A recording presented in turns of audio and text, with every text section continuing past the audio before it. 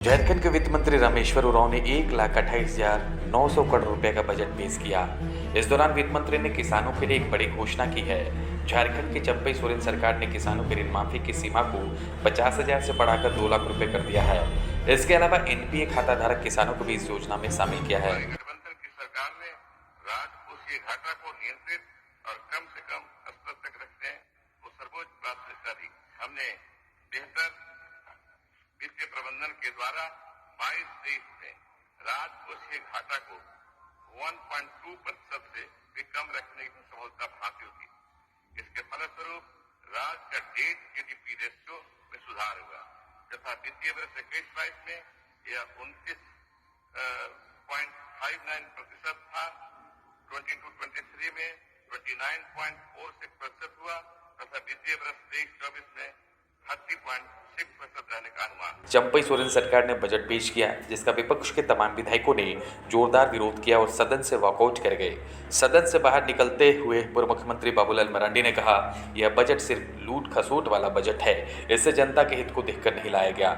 जो योजना पहले से चल रही थी उसे ही किसी तरह से बढ़ाकर पैसे लूटने की कवायद है, उसकी ही तैयारी की गई है। उन्होंने इस बजट को सिर्फ मंत्रियों की कमाई वाला बजट बतलाया। उन्होंने कहा कि बजट में कोई भी नई चीज नहीं देखने को नहीं मिली।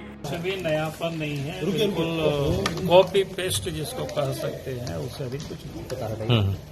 कितना नंबर देंगे बजट का 100 में? बजट में तुम्हें कोई नंबर इनको देने नहीं जा रहा, नंबर तो जनता देने वाली है। सरकार तो कह रही कि बेहतर वित्तीय प्रबंधन की वजह से आर्थिक रूप से मजबूत हुई है। मैंने जब बजट को देखा तो पहले ही उन्होंने बंजर भूमि क्या तालाब उलाब निर्माण किया, तो मैं जानता हूं कि किस प्रकार से उसमें लूटो खाओ पकाओ यही चलता है काम।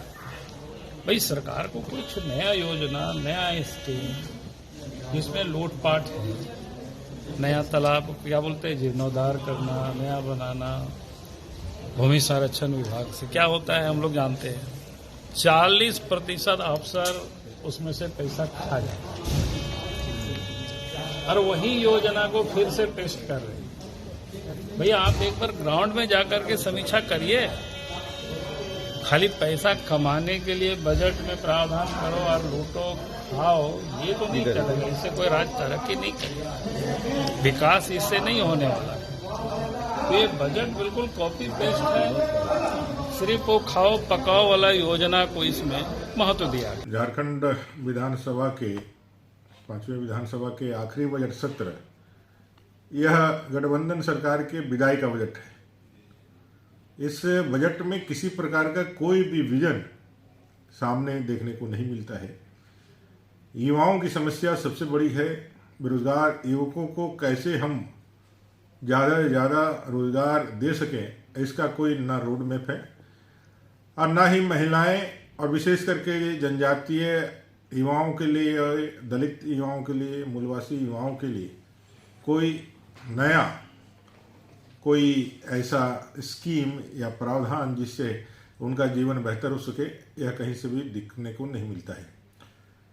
यह बजट पूरी तरह से पिछले बजट का ही कहीं ना कहीं एक रूपांतरण मात्र है और कई एक फेल्ड स्कीम इनकी, चाहे वो पेट्रोल में सब्सिडी का मामला हो, चाहे फिर वो आपका हड़िया दारू छुड़वाने के लिए जो उनकी एक महत्वपूर्ण योजना हो, यह सारी फेल्ड स्कीम को ही आगे बढ़ाने का इन्होंने काम किया है। और अब वो आवाज़ को जिस तरह से रिप्रेजेंट कर रहे हैं, वो पूरी तरह से चुनाव के दृष्टिगत रखते हुए एक फिर से जनता को ठगने के लिए एक लॉलीपॉप देने का इन्होंने काम किया है। यह बजट पूरी तरह से निराशाजनक है। एक तरफ देश के प्रधानमंत्री 2047 के विकसित भारत की संकल्पना कर लेते हुए पूरा देश को आगे बढ़ने के लिए एक दृष्टिगत रखते हुए एक फ्यूचर का बजट बनाने के लिए आह्वान कर रहे हैं और उसमें सभी राज्य के पार्टिसिपेंट का आग्रह कर रहे हैं। वहीं झारखंड की सरकार बिना केंद्रीय योजनाओं के साथ तालमेल बैठाए हुए ये पूरी तरह से अपने को निराशाजनक स्थिति में पाते हैं और इसे झारखंड को भी पीछे धकेलने वाला बजट है।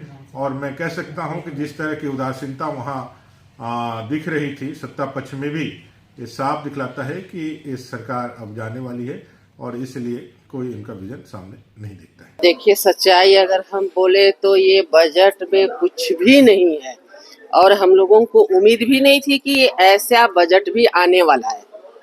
कुछ भी उसमें नहीं है।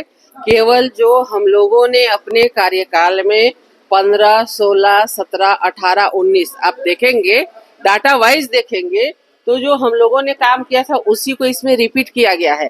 एक भी ऐसा चीज हमको नहीं दिखा जहां पर कि बताया गया कि हम लोगों ने इस योजना को शुरू किया है। और कहीं ना कहीं हमें लगता है शिक्षा विभाग का तो खस्ता हाल हो गया है।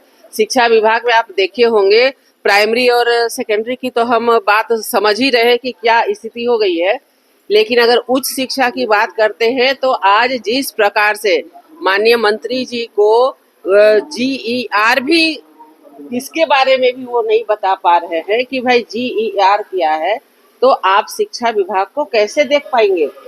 जबकि सकल नामांकन अनुपात जो होता है, ग्रॉस इनरोलमेंट रेशियो जो होता है, आखिर उसे हमको कितना बढ़ाना है, हमारे भारत का कितना है, हमारे यहाँ का कितना है, उस अनुपात में हम बढ़ाएंगे। इसके लिए हमने कोशिश किया था शिक्षा मंत्री रहने के कारण कि कैसे हमारा GER रेट बढ़े, मतलब उसका रेशियो कैसे ज़्यादा बढ़े। उसके लिए हम लोगों ने 100 से ज़्यादा कॉलेज को खुलवाने का काम किया था, लेकिन उन कॉलेजों में अभी तक इन्होंने पढ़ाई की व्यवस्था नहीं की। हम लोगों ने सिर्फ कॉलेज खुलवाने का काम नहीं किया था, अगर उसका शिलान्यास किए हैं उसी समय से, उसी सेशन से, उसी सत्र से उसकी पढ़ाई भी शुरू कराई थी। जैसे महिला डिग्री कॉलेज है तो महिला डिग्री कॉलेज का जहाँ पर वहाँ पर कॉन्स्टिट्यूशन कॉलेज है, हमारा कंस्टिट्यूट कॉलेज है जहाँ पर हमारा बच्चों को पढ़ाई के लिए हो सकता है। जब कॉलेज बन जाएगा तो वहाँ पर शिफ्ट करेंगे। इस प्रकार का प्रावधान हम लोगों ने किया था, लेकिन अभी तक बिल्डिंग बन करके तैयार है, हस्तांतरण इन लोगों ने नहीं कराया, ना तो अभी तक ये वहाँ पर पठन पाठन कार्य को शुरू कर पाए हैं। अगर हम चले जाते हैं कृषि के क्षेत्र में, एक देखे होंगे, एक योजना आती है उद्यान लगाने के लिए, मतलब आप फूलों की खेती करें, खेती बाड़ी करें, बहुत सारी चीज है उसमें। आप किसी भी जिले में जा करके देख लीजिए, कहीं भी एक भी जगह आपको उसका कहीं काम नहीं दिखेगा, लेकिन 100% पैसा का निकासी हो गया। अगर आप धोती साड़ी की बात कर रहे हैं, धोती साड़ी की स्थिति है, गांव में देखिएगा लोग घोरान घोरता है, कोई कुछ लगाता है, खेती गृहस्थी करता है तो घोरान घोरता है, तो वो साड़ी ऐसा दिया जा रहा है जिसमें कि लोग घोरान घोरने का काम करते हैं, मतलब वो पहनने के लायक नहीं है। और अभी सबसे बड़ी बात जो अबुआ आवास की बात कर रहे हैं, अगर इनको देना था तो पहले दिए रहते। अभी लोगों को मार पीट झगड़ा झंझट करवाने के लिए ये आतुर हो गए हैं। आप कहीं भी देखेंगे कि लिखा हुआ है कि मुखिया के द्वारा जो ग्राम सभा हुई है उससे जो अनुमोदन होकर के आया, उनको ग्राम सभा से जो पारित है उसी को अब वो आवास देने की अनुशंसा कर जारी है। लेकिन सच्चाई तो ये है कि मुखिया या ग्राम पंचायत के द्वारा जो स्वीकृत हुई है, जो अनुशंसित योजनाएं हैं, उस पे किसी प्रकार का देखा नहीं गया है।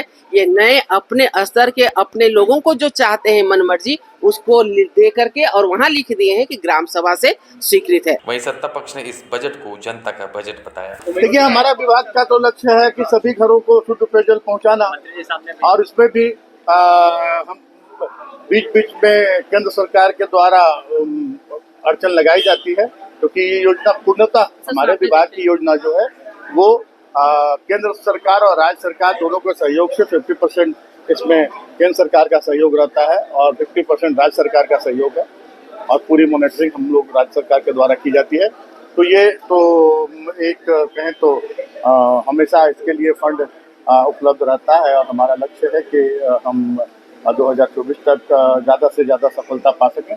और अन्य विभागों की बात करें तो कृषि विभाग का आपने बजट देखा होगा, निर्णय हुआ है कि 2 लाख तक का ऋण किसानों का माफ करना बहुत बड़ी एक उपलब्धि है। एक तरफ किसानों पर गोलियां चलाई जा रही हैं, आंसू गैस के गोले छोड़े जा रहे हैं, किसानों की हत्या हो रही है, और हम यहाँ झारखंड में किसानों का ऋण माफ कर रहे हैं, उन्हें KCC लोन दे रहे हैं, उन्हें खाद दे रहे हैं, बीज दे रहे हैं। तो जो लोकतांत्रिक व्यवस्था में जो एक चुनी हुई सरकार की जिम्मेदारियां हैं, उन जिम्मेदारियों को हम भली भांति निभा रहे हैं। सभी क्षेत्रों में इस बजट में ध्यान रखा गया है, सभी वर्गों का ध्यान रखा गया है, किसान, मजदूर, छात्र, हमारे बुजुर्ग, गरीब सभी लोगों का ध्यान रखा गया है। अबुआ आवास के लिए भी विशेष व्यवस्था की गई है। 8.5 लाख हम लोग लक्ष्य लेकर चले थे, 20 लाख लोगों को अबुआ आवास देना है। ये इन सारी चीजों को निहित किया गया बजट।